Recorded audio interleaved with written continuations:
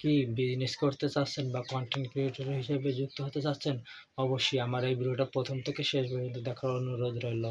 তো আমি এই ভিডিওতে সবকিছুই বলবো। তো যারা বিজনেস করতে চাচ্ছেন বা আ কনটেন্ট ক্রিয়েটর হিসেবে যুক্ত হতে চাচ্ছেন নতুন, তারা আমার এই ভিডিওতে সবকিছু A to Z বলে দেওয়ার চেষ্টা করব। তো যারা বিজনেস হিসেবে কাজ করতে চাচ্ছেন বা কনটেন্ট ক্রিয়েটর হিসেবে যুক্ত হতে চাচ্ছেন, অনেকেই দেখবে যে যারা নতুন তারা বিজনেস পেজ বা পার্সোনাল আইডি দিয়ে তারা কাজ করতে চায় বা করেন, কিন্তু তাদের প্রোফাইল বা কভার ফটো তারা সঠিকভাবে তারা অপটিমাইজ করতে পারে না। তারপরে আবার সেকশনে তারা কোন ধরনের কাজ করে বা করতে চাচ্ছেন সেই ধরনের কিছু লিখেন না। তো আমাকে জানাবেন। আর তার পাশাপাশি অবশ্যই অনেকেই দেখবেন যে অর্গানিক ফলোয়ার এনে দেয়।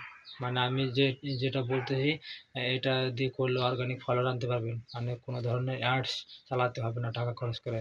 আপনি অর্গানিকভাবে ফলোয়ার আনতে পারবেন, দ্রুত ভাইরাল হতে পারবেন। আর অবশ্যই যারা কনটেন্ট ক্রিয়েটর যুক্ত হতে চাচ্ছেন এই ২০২৬ সালে, তারা অবশ্যই বিজনেস পেজের সাথে টিকটক অ্যাকাউন্টটাও খুলবেন।